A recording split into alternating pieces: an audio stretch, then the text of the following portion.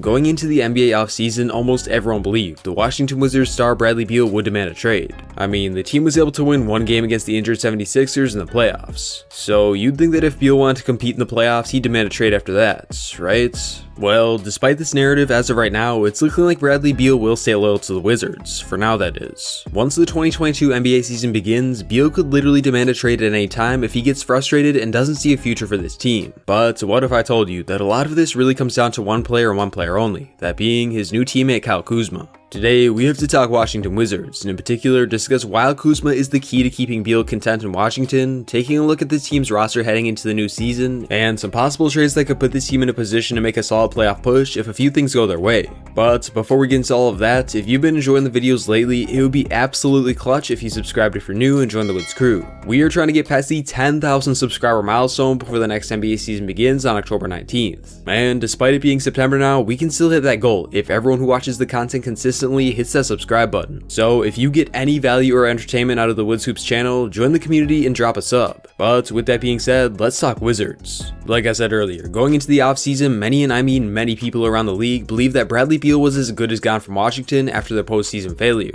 Don't get me wrong here, it's not like this team failed in a big way considering the pieces they had, but that's just it. They didn't have the pieces to make a deep playoff run like Beal was hoping for. With teams like the Golden State Warriors having insane trade packages for a star, I have to admit, I thought a deal was going to get done. But here we are, Bradley Beal has stayed quiet, and well, many just can't help but wonder why. Now, it might just be timing that Beal is waiting for, or he truly wants to stay loyal and leave when he becomes a free agent instead. But regardless, he will want to win at the highest level this year. But can the Wizards deliver this and put a solid roster around Beal? This is where things get, well, interesting, because even though this team didn't get any stars this offseason, they were able to get some very solid pieces that in my eyes not only make them better, but maybe a solid playoff contender if things go their way. I mean, all this team lost was Russell Westbrook, and in return, they were able to get great players like Kyle Kuzma, Montrezl Harrell, and bring in some sneaky good free agents like Spencer Dinwiddie. But the question I asked earlier still remains, is it enough to make them a legit competitor in the playoffs?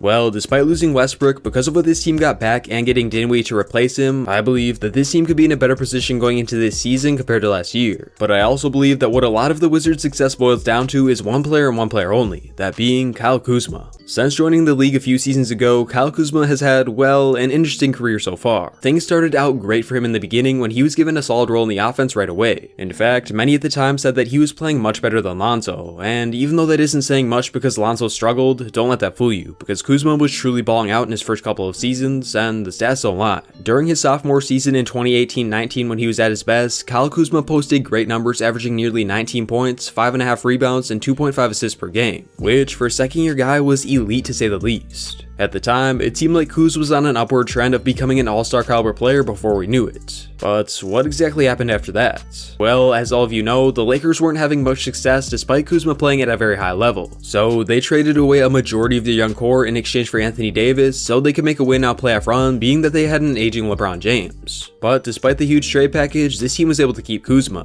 which might just be where things started going bad for him. Don't get me wrong here, at the end of the day, Kuzma was able to win a championship and become a celebrity through the LA Clout. But the fact is, after the Anthony Davis trade, Kuz just hasn't been the same guy because of his decreased role. That is, until now. With the Wizards, Kuzma will have a legit role as the number 2 or 3 option on the team, depending on how Dinwiddie plays alongside Beal. This means that we will finally be able to see what Kuzma is able to do on the offensive end when given the green light to shoot a high volume of shots. And the outcome could very well be shocking to many. Kuzma has shown that with a bigger role, he can in fact be a 20 or maybe even 25 point per game scorer, being that his shooting is efficient, and well, we saw what happened when he got a high volume of touches. The question is this realistic to expect from Kuzma heading into next season? Well, this is where things get tricky, because although Kuzma will be getting a bigger role compared to LA, it might not be as big as you think. See, even though the Wizards have one less star than the Lakers, getting touches for Kuz will be difficult. Bradley Beal has proved that he is by far the number 1 guy for this team, and in order to play at his best, he will need to get a high volume of shots up so he can be the 30 point per game scorer that this team needs. This somewhat worked with Russell Westbrook because even though he had the ball in his hands a lot, he didn't take a high volume of shots, and instead usually got it to Beal, who ended up scoring a majority of the time. With Kuzma, this dynamic will be very different because he is not a ball-dominant playmaker. He's a two-way player that can score the ball at a high level if he gets enough touches. I believe the Wizards can make this work, but I'm not saying that it'll be easy because there are only so many touches players can get every game, and the team will have to balance the touches without getting angry at each other. But if this team is able to make it work with Kuzma and he does take a leap, there's a solid chance that Bradley Beal could stick around till the end of his contract. Because Kuzma wasn't the only addition this team made this offseason. Like I said, the Wizards were also able to get guys like Spencer Dinwiddie, Montrezl Harrell, and Kentavious Caldwell-Pope, who make this team a lot better than last year. But just how good will this Wizards team be given they don't make any changes, and what will their biggest issues be? Starting off with the expectations for this team, I honestly don't think they will be any worse than they were last season given that everyone stays healthy. I mean, this team has 4 players in Dinwiddie, Beal, Kuzma, and Harrell that are quality starters. And they also have a good amount of talent in Hachimura, Abdia, and Thomas Bryant, and more that have the potential to improve every single year, which will make the team better as a result. Taking a look at the starting 5, I can't help but feel that they are in a very solid position for next year. Dinwiddie and Beal at the guards, Kuzma and Hachimura at the forwards, and Harrell running the small ball center, or Thomas Bryant being the legit big man this team needs given he doesn't have any more injury issues. Honestly, I have to say, the Wizards did a good job upgrading where they needed it. And now that they don't have to rely on their young talents in the starting lineup, they have a deep team with a lot of potential. Now, is this a top seed in the East type team by any means? Well, not at the moment. But they are a threat to at least make the playoffs, which at the end of the day is all that Bradley Beal wants to do. Sometimes though, I just have to think that making the playoffs isn't enough, and this Wizards team will have to make one more move to show Bradley Beal that they are committed to winning now. So with that being said, what is this team's biggest need heading into this season? At the moment, the Wizards were able to get a lot of starters that send their young players to the bench and make them a lot better. But I believe they should do the same thing at the power forward position and get a win now piece that can take the scoring pressure off of Rui Hachimura. This team has size with Thomas Bryant at the 5, but I believe it is crucial that they get an all-around forward that can be consistent number 2 or 3 option given that Hachimura is, well, streaky to say the least. But who are the best players that this team could realistically target? Well, I believe despite there being a lack of teams looking to make a trade, the Wizards team could still get what they need. And the first trade target they should keep an eye on is Christian Wood of the Rockets. Christian Wood is one of the better young forwards entering the season, and based on what he's shown in the past 2 years, he's one of those players that's just a jack of all trades. The man can rebound, shoot the ball and stretch the floor, protect the rim at times, and even drop a few dimes as well. Wood isn't the biggest name, but he has quickly become one of the most underrated players in the entire league because he's on the rebuilding Rockets. The trade package for this deal would be simple. The Wizards would trade away Davis Bertans, a first-round pick, and a second-round pick in exchange for Christian Wood. The Rockets make this trade because they are invested in the backcourt of Kevin Porter Jr. and Jalen Green. And down the road, there's a good chance they can only afford to pay KPJ and Green big salaries because they will be that good. So they make this trade to get draft capital that could be very valuable in the future, and Davis Bertans, who's basically an off-brand version of Christian Wood. For the Wizards, sure, it hurts to lose a pick, but the fact is, this team has all of their draft picks aside from 2023. So if they believe they will be good for the next couple of years, or at least outside of the lottery, they make this trade to get the piece they need. Not to mention, if it leads to more wins and convinces Bradley Beal to stay, it is well worth it for this team that can't afford to lose someone like him. All in all, both teams get what they need in this trade, and Christian Wood could definitely be the starting power forward they need and make their chances at a solid playoff run a lot more likely.